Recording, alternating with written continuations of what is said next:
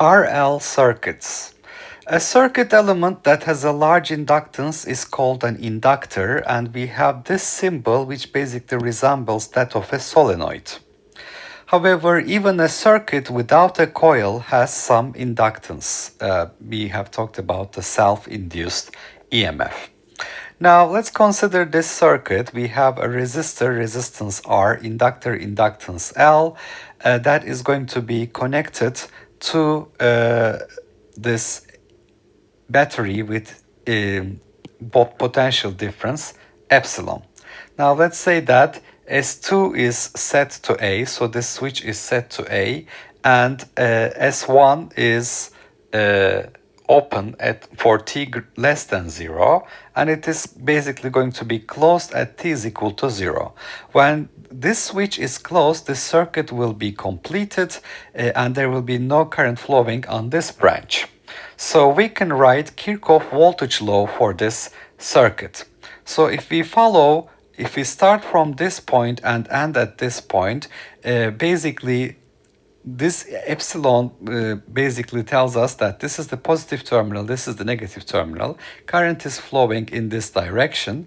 So current flows from positive potential to negative potential. So we label the potential drop across resistance R as VR plus minus, and that across the inductor as VL plus minus, and we reach the point that we have started. So let's write Kirchhoff voltage law. The potential drop on the resistor is I times R. I times R. The potential drop on the inductor is L di dt plus L di dt.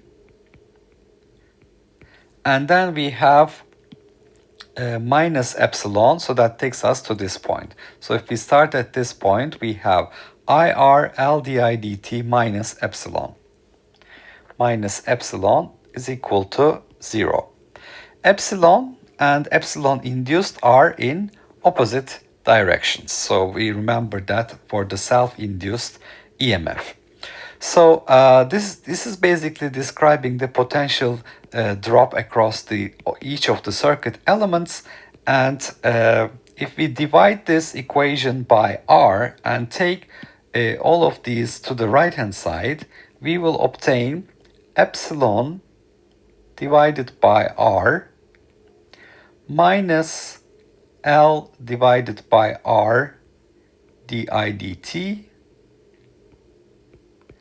minus I is equal to 0. So let's say that x is equal to epsilon divided by R minus I, so that dx is equal to minus di. So this equation can be written as epsilon over R minus I is x plus L over R di minus di dt is dx dt. So it's dx dt equals to 0. So this is a differential equation for x. So we can solve for x. If we take x to the right hand side, we will obtain L divided by R dx dt is equal to minus x. So this gives us, if we take dt to the right hand side and x to the left hand side, we can integrate this from time t equals 0 to time t minus R over L dt prime. So this goes to the right hand side as minus R over L dt prime. And here we have integral from x0 to x at time t of dx prime divided by x prime. So I have introduced this dummy variable x prime because this is changing from x0 to x, time is changing from 0 to t. So we find that natural logarithm of x divided by x0, So the integral gives us natural logarithm of x prime. Evaluate that x is natural log x minus natural log x prime. That's natural log x over x0.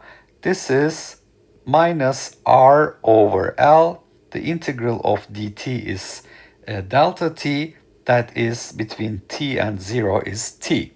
So this gives us the solution that x is equal to x0 if we take the exponential of both sides, x0 e to the minus r over L t. So we have solved this differential equation and we see that at t is equal to 0, at t is equal to 0, the current is 0. So we have the switch not closed yet. At t is equal to 0, the current is 0. And x0 will be equal to epsilon over r because the current is 0. X at time 0 will be equal to epsilon over r. So x0 is epsilon divided by r.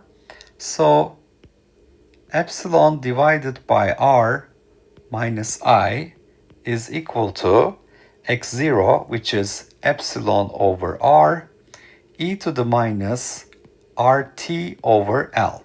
So I have substituted for x, epsilon over r minus I. x0 is epsilon over r, e to the minus r over rt over L. And we can solve for the current here. Current as a function of time, I of t, is epsilon over r, parentheses, 1 minus e to the minus rt over L. And let's define the time constant tau to be L over R so that we can write the final answer for the current as a function of time, I of t, is epsilon over R, 1 minus e to the minus t over tau, where tau is L divided by R. This is the current as a function of time, and the voltage across the resistor as a function of time, delta V R of t, is just the current multiplied by resistance. It is epsilon, 1 minus e to the minus t over tau, and then we can talk about the voltage across the inductor. Delta VL, the voltage drop on the inductor, is L di dt. It is equal to epsilon over R multiplied with 1 over tau e to the minus t over tau and multiplied with L. So this gives us, since tau is L over R, R goes upstairs, this gives us epsilon over R, R over L, L e to the minus t over tau, and the R's cancel and L's cancel. Therefore, we find the voltage drop on the inductor to be epsilon times e to the minus t over tau. Okay. So after the switch is thrown closed at t equals to 0, the current increases towards its maximum value epsilon over r. As t goes to infinity, this becomes 0, it becomes epsilon over r. So it approaches epsilon over r asymptotically, as we can see here. The current does not increase instantaneously to its equilibrium value. The time constant is L over r. So this current behavior as t goes to infinity could also be obtained by setting d dt equals to 0. So if you set d dt equals to 0, epsilon r of minus I is 0, I is epsilon over r. So that's called the steady state solution. Epsilon over r minus I is equal to 0. Therefore, I we find to be epsilon over r. This is when we set d dt equal to 0. So that's the steady state case. And this agrees with this solution as t goes to infinity. Indeed, this is epsilon over r. So this solution basically makes sense. So if I plot the potential difference across the resistor and the inductor, I can see that at t is equal to 0, the potential on the resistor is 0 because the current is 0. As t goes to infinity, the potential approaches asymptotically to epsilon. At t is equal to 0, the potential across the inductor is epsilon. All of the voltage drop is on the inductor. As t goes to infinity, that approaches 0. So you can see that the sharing of the potential between the resistor and inductor are such that at t is equal to 0, all the potential difference appears at across the inductor, not across the resistor. But as t goes to infinity, this potential drop decreases to 0, this potential drop increases to epsilon. So that's the behavior of the RL circuit when we connect it suddenly to a battery. So we've talked about the RL circuits for one case where we are connecting the resistance and inductance in series with a battery with EMF epsilon. When we do this, we can solve Kirchhoff voltage law and follow the direction of the current. The current flows in the dropping potential direction, so plus minus VR. So this is basically the voltage drop on the resistor. This is the voltage drop on the inductor, VL, and minus epsilon is equal to 0. So we start here and we end here. So IR L di dt minus epsilon equals 0.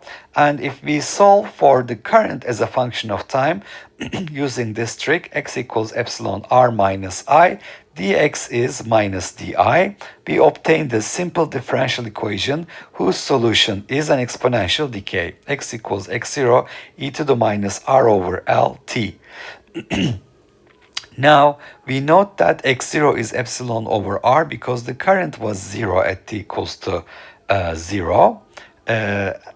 So the value of x0 is epsilon over r. So epsilon over r minus I is x.